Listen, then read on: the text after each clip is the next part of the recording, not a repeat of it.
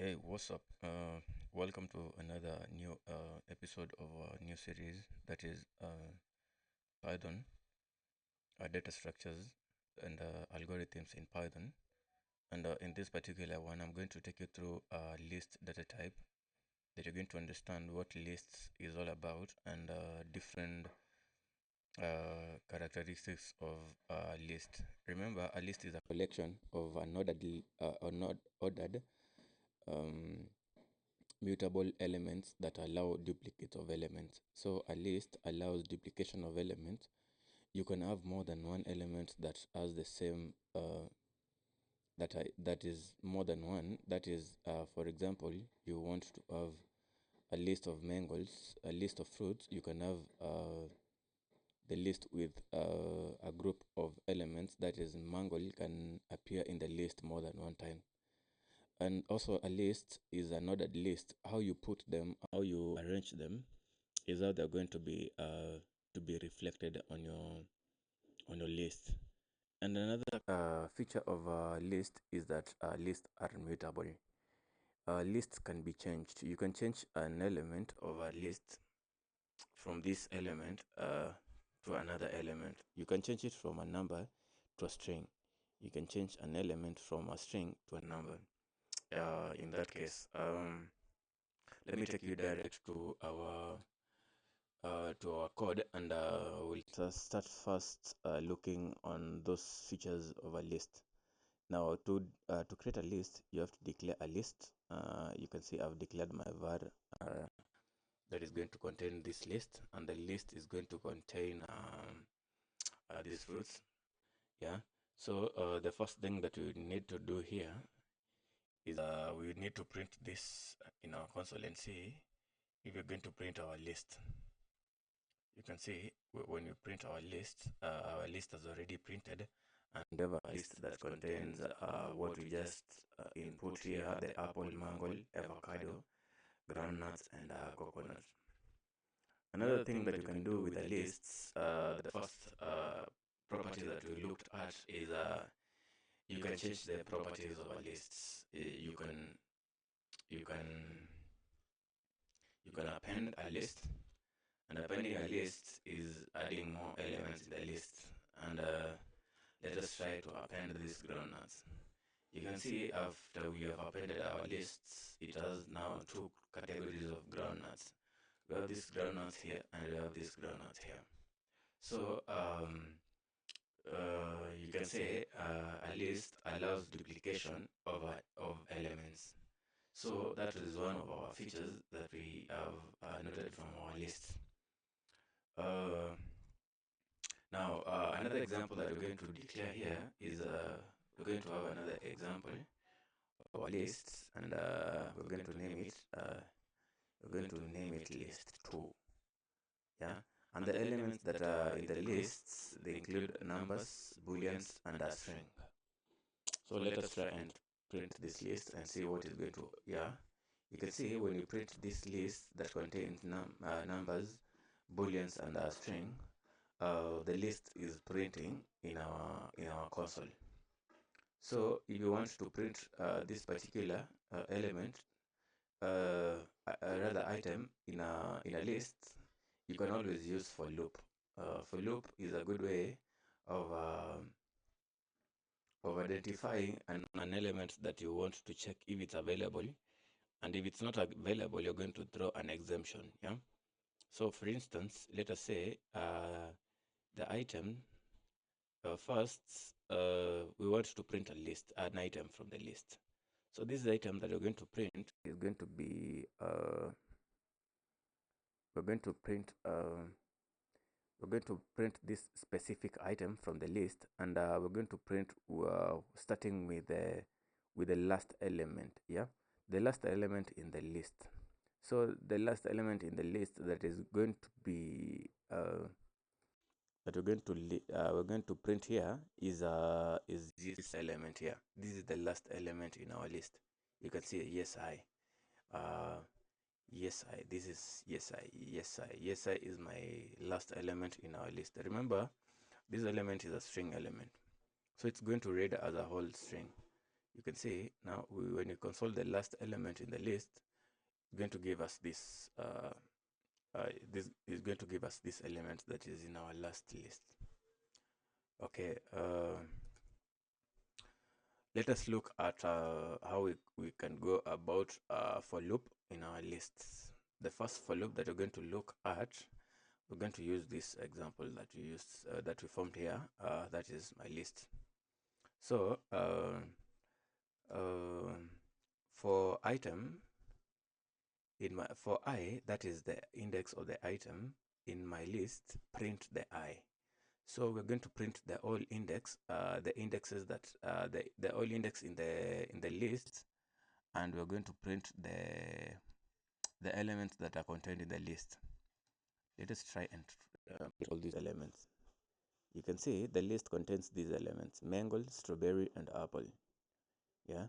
So for loop is used to print to print a loop of elements, starting with the indexing of the elements, and each and every index of the element is going to be printed in our console. So with that said about for loop, let us continue with our if condition. So if condition statement, if mango in a list, if there's a mango in the list, you shall print a yes. Else, if there's no mango in the list, print a no. Okay. Let us try and see what is in our list. Does our list contain a mango? Yes. You can see our list contains a mango, so it's going to print a yes for the for the uh, for the instance of there's an element in the list. Let us try another example that is not in the list. We have bananas. Okay. We have bananas. Remember, this is data structures in Python. If there's bananas in my list, print yes. Else print no. So the first print that we did, it was a mango print. Now this time we're doing it with a banana element, which is not part of our list. So let us try and see when you call this variable, what is going to be printed. We're going to print a no. Why? Because we do not have an element that is banana. Okay. Now with that said, we can also try and check we can print the length of our list. Let us try and print this length of the list. And remember, the list that we're going to use is this list that we declared up here. Okay. Okay. Let us just move it near our function so that it may appear more sensible and make more sense. My list, this is the list that we've declared, and to print the list, to print the length of the list, we need to use the length or property in Python. So let us try and console this list and see what we're going to have in our list. So the length of the list contains the 3 elements. You can see it contains mangoes, strawberries, and apples. So our list is going to contain 3 elements. You can see after we've printed our list here, you can see in our terminal we've gotten 3 elements. So this is the length of the list that we have consoled. Now another feature that you can add in a list is append. Append method in a list in a Python is used to add an element in the list. For instance, my list append banana. Okay, so we're trying to append a banana in the lists. So the list, you can see the initial values of the list were mangoes, strawberries, and apples. Now when we append these bananas, you can see the list has increased and that it has formed a banana. Okay, so we have a banana in the list, and Okay, let us try now again and try insert a specific position. That is, insert an element in the lists in a specific position. Okay, so my list insert that is index one, insert lemon. So we're going to insert our element in the index one. Okay, let us try and print our lists and see what we have in our index one after we have appended a lemon, after we have inserted a lemon in our list. So the index one is going to contain a lemon. Remember, in our list, we're going to start from index 0. Yeah, that is for data structures. When you're declaring a variables, remember the first element in a list in any list is going to be starting from index 0. So this is our index 0, and from index 0 we're going to index 1. So you can see we have inserted an element in the index 1. And what have we inserted in the index 1?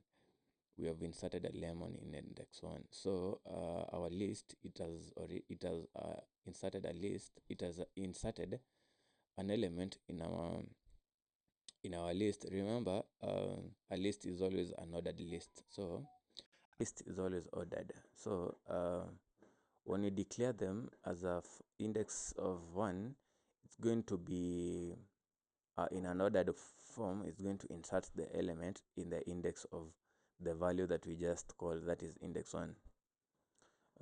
Another example that we got to look at is removing an item from a list. So how do we go about removing an item from a list? Let's just say, for instance, now you can see our list contains what? Our list has all these elements now. Our list has mangles. Our list has mango, strawberry, apple, and banana. Okay. So the thing that we want to, what we need to do here is insert an element in a specific, remove an item from the list. So removing an item from the list, we're going to use the pop method. Remember, pop method removes an item from our list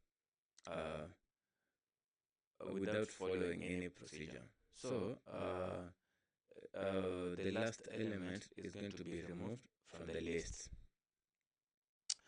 For instance, item is equals to my list pop method. So when you pop this, when you use the pop method, do you know what happens? Something pops, as in, something. We remove something. We remove something out of that list. And what are we removing from the list? We're removing the last element in the list. Okay.